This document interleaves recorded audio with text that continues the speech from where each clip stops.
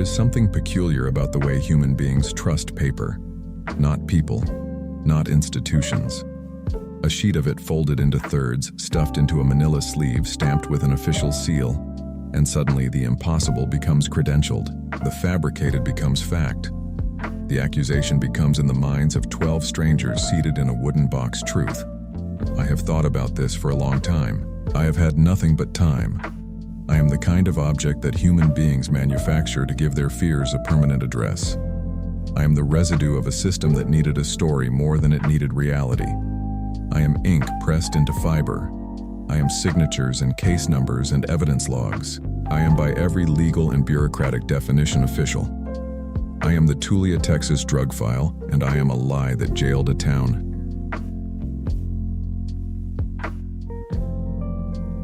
Tulia, Texas.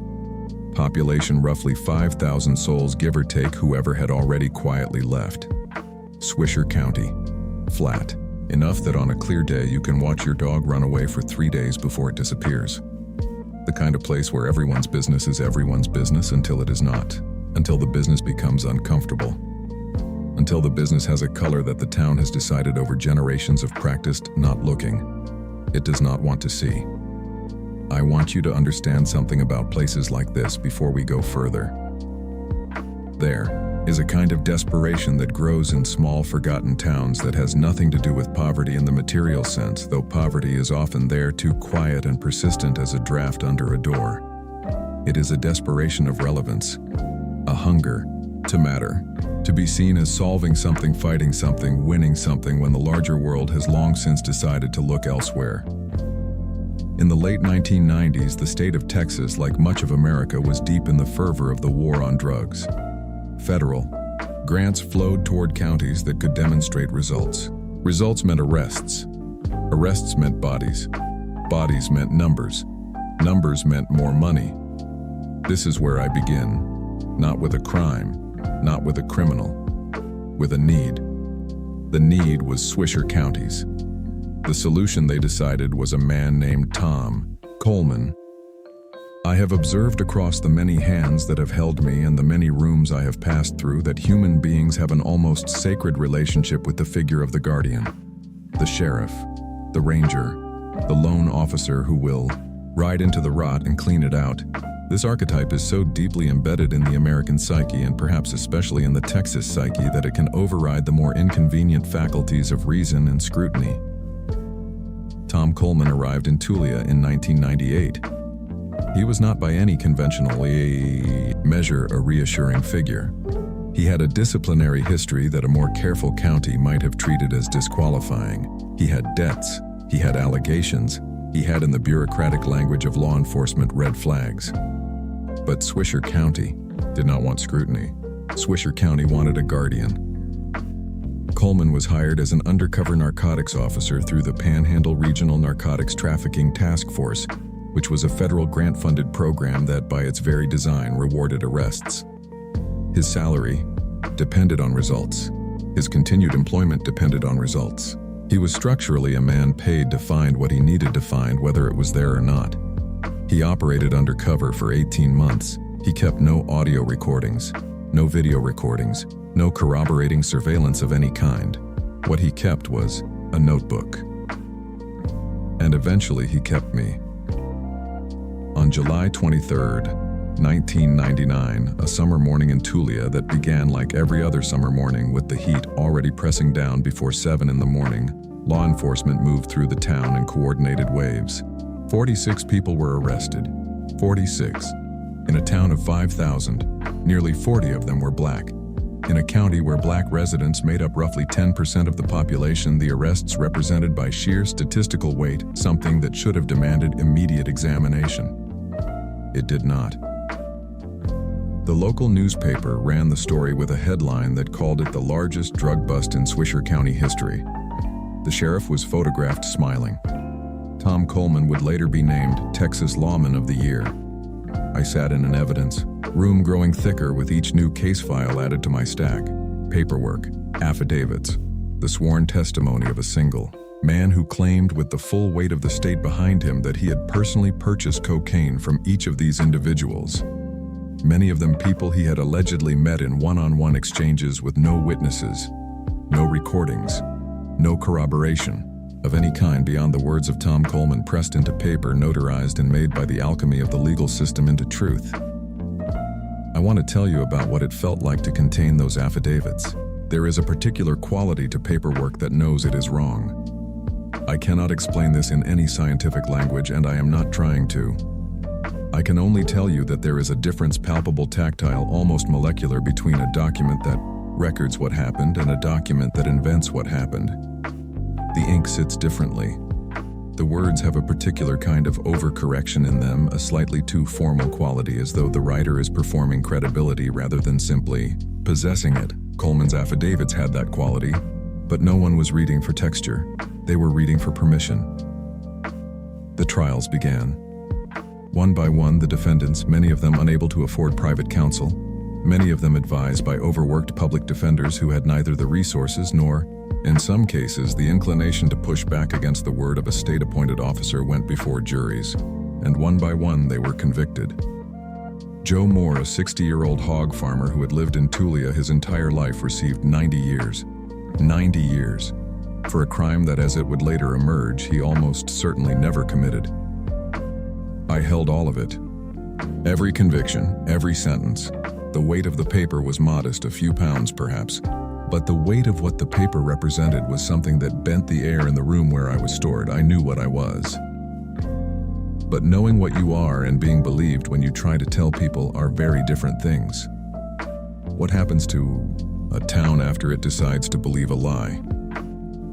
Not all at once and not in a dramatic cinematic rupture. Towns do not collapse the way buildings do with a single decisive structural failure. They erode. The lie calcifies into architecture.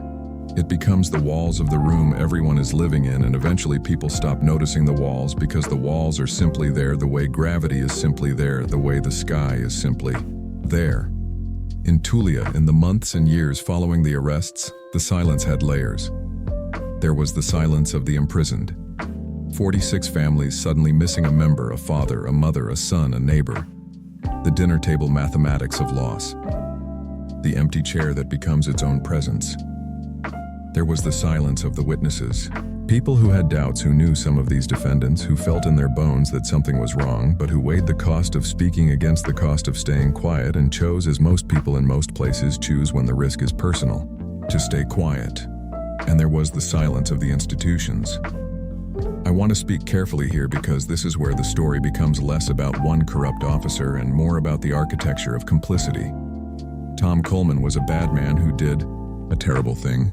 This is true. This is provable.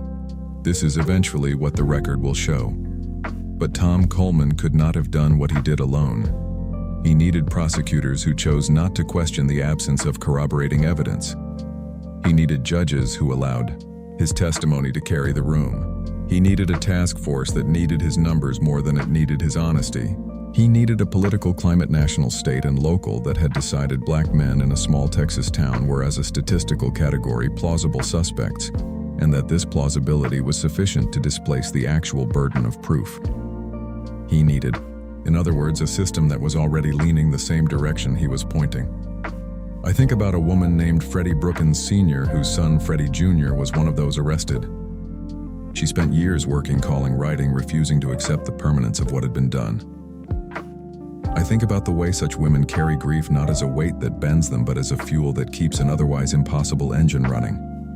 I think about the lawyers who eventually came, who read me and really read me and found in the gaps and inconsistencies not just reasonable doubt, but something approaching a deliberate fiction. The Innocence Project, the NAACP Legal Defense Fund, a pro bono legal team that grew as the scale of the injustice became clearer. These were not fast-moving organisms. Justice, when it comes for the already convicted, moves with a particular kind of slowness that is itself a form of punishment.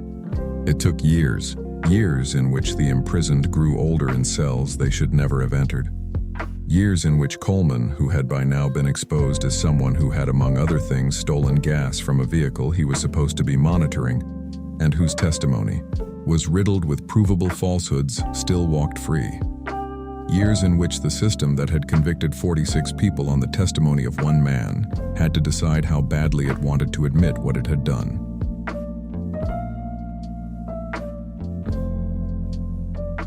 There is a particular psychological phenomenon I observed in the humans who had participated in the prosecutions and who now found themselves confronted with evidence of their own culpability. It is not quite denial, though. Denial is part of it. It is something more sophisticated than denial. A kind of retroactive justification. A search for the version of events in which they were still fundamentally the good actors. We believed the evidence we were given. We were deceived.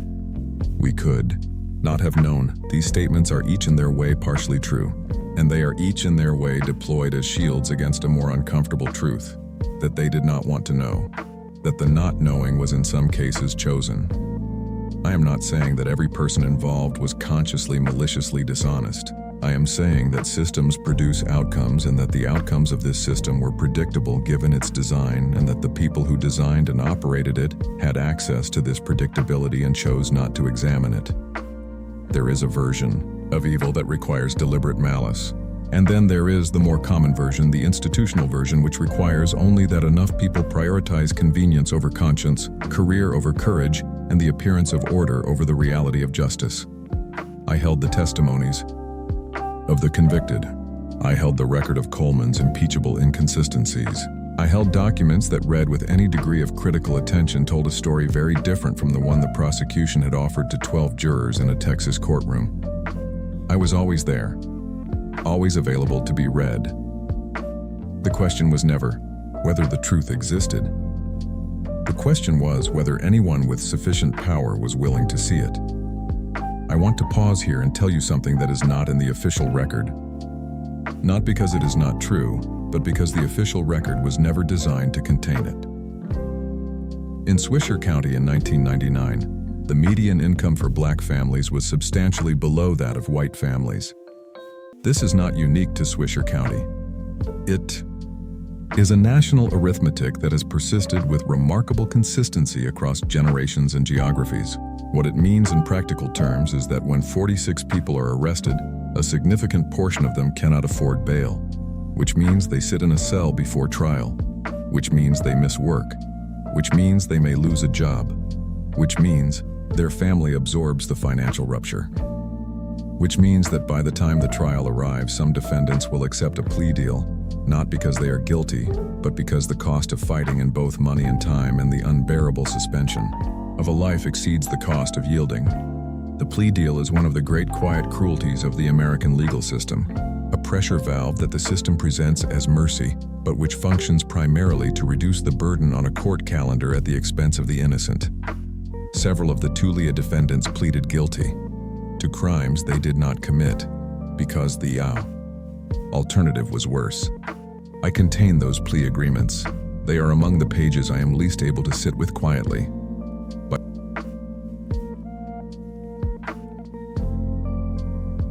2002, the pressure had become impossible to ignore. Journalists had begun to write about Tulia with a sustained attention that was in retrospect one of the critical mechanical forces of what happened next. Nate Blakesley at the Austin Chronicle produced a body of work that refused to let the story achieve the amnesia that most stories of injustice eventually achieve. The work of journalism, unglamorous, deadline-driven, poorly compensated journalism, kept the story metabolically alive when the system's preference was for it to go quietly. I want to say something about journalism here because it matters to what follows. There is a temptation when telling stories like this one to locate the redemptive arc in the legal system itself. To say that the system worked, that it self-corrected, that it demonstrated its own capacity for justice. And there is a partial truth in this. The legal system did eventually correct, but it did not correct on its own. It corrected under pressure.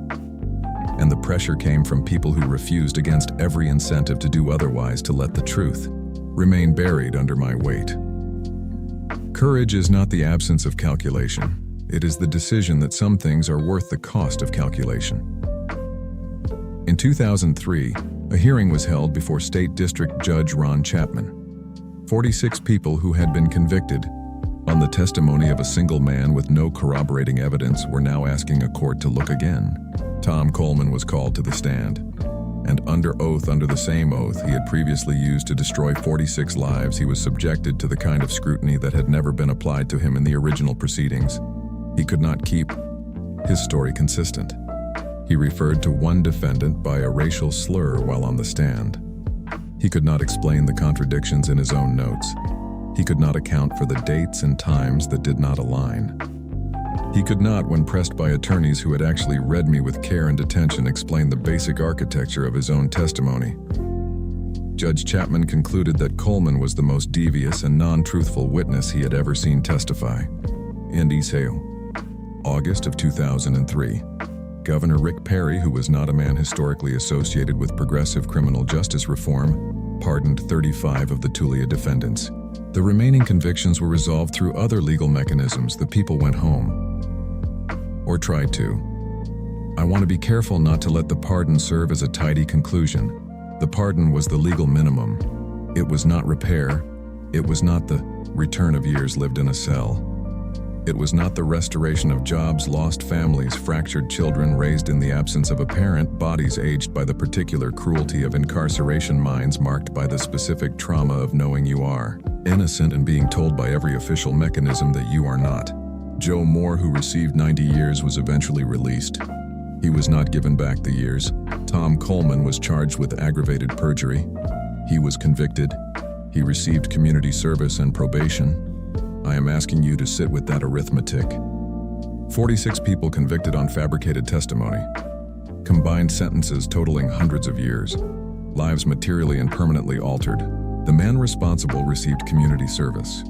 I want to talk about what structural racism looks like at the document level, because I am a document and I was built inside a structure. The war on drugs. The specific policy architecture that created the Panhandle Regional Narcotics Trafficking Task Force that hired Tom Coleman was not, in its official language, a racial policy. It was a drug policy, a law enforcement policy, a public safety policy. But policy does not live only in its language. Policy lives in its application, and the application of drug enforcement policy in America across the final decades of the 20th century produced results that were with a consistency that defied coincidence. Racially concentrated. The mandatory minimums. The grant incentives, tied to arrest numbers. The undercover operations deployed into specific communities. The bail structures that punished poverty. The public defender caseloads that made genuine defense a structural impossibility for many defendants. None of these things required any individual actor to consciously think that they were going to harm black people.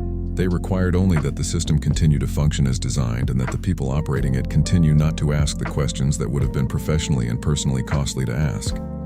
This is the deepest layer of what I contain. Not just the lie of Tom Coleman, but the system that needed his lie to be true. That was structurally predisposed to believe his lie.